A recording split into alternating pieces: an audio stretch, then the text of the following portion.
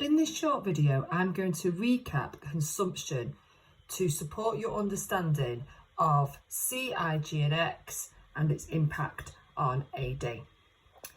So consumption is defined as the spending by consumers on goods and services over time. It includes money spent on tangible goods as well as non-tangible goods. So a tangible good is something that we can touch, like a table or a pen, and non-tangible goods or services are things that we can't touch. So for example, teaching or an accountant.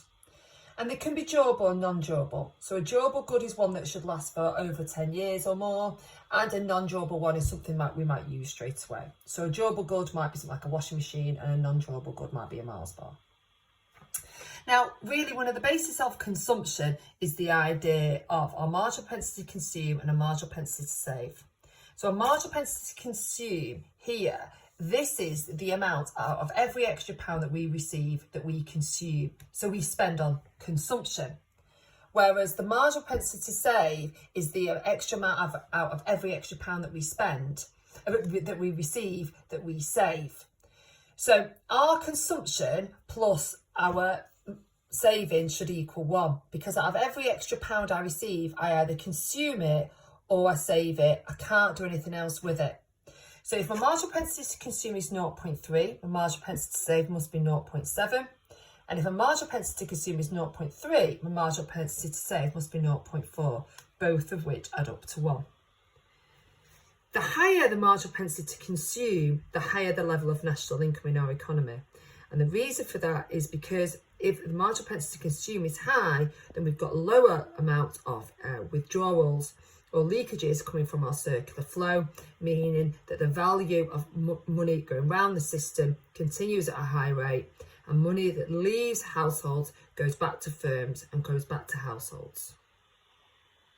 Now, the main determinants of consumption are interest rates, consumer confidence, wealth effect, availability of credit, inflation, and the composition of households. Now, we have gone through these at length in class, but just to recap, interest rates. If interest rates are higher, it will mean that there's an increase in the cost of debt, which will mean that consumers will consume more, and this is because it's now more expensive for them to consume because borrowing is now more expensive. Many consumers do borrow for them to consume. So, for example, they take out loans on a car or maybe purchase on credit cards. So if interest rates are higher, it means that costs of debt are higher, meaning people consume less because the cost of actually consumption is now increasing. Also, consumer confidence affects consumption. So if consumer confidence is low, people worry about the future. They're not confident maybe about their incomes in the future, or maybe the prospects for the economy, then that will reduce consumption because people will hoard money. They won't spend it because they're worried about the future. Then we have a really big one for the UK economy, the wealth effect.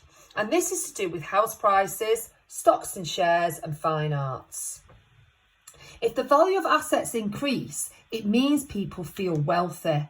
And if people feel wealthy, they go out to consume more. So it might be consumption on things like other assets like cars or jewellery, or it could be consumption on things like holidays and less durable goods such as clothing. This is really important in the UK because a significant proportion of people in the UK own their own house, and as houses increase in price, it means that we create a wealth effect supporting consumption. Availability of credit. If more people are able to obtain credit, so for example, if the government reduced the amount of credit, reduced the age for credit down to 16, or if they change the amount that banks were allowed to give out for credit by changing the amount of capital that banks have to hold, then this would increase the demand for credit and therefore consumption. And the reason for this is because if there's more credit available, there'll be an increase in demand for the credit because people know they can get a hold of it cheaper, and therefore they will use the credit to increase consumption. So there is obviously a crossover here between the credit and the interest rates. So credit is obviously borrowing from a bank. Inflation. If people think prices are going to rise in the future, they will bring forward their purchases today. So they will consume now. So if you think the price is going to rise, maybe of maybe a concert ticket in the future, or a festival ticket, or maybe it's something like some clothing or telephone, mobile phone in the future, you might purchase it now, expecting it to rise then. And finally, the composition of households.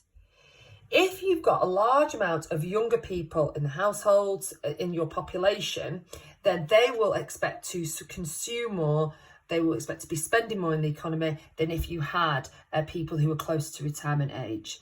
And this is because people who are younger, maybe in their 20s and 30s, are more likely to consume because they're buying houses, they're having children, things that are very expensive, whereas people who are older, in their 60s, are more likely to be saving. So this is just a very brief overview of consumption. You have this in your notes.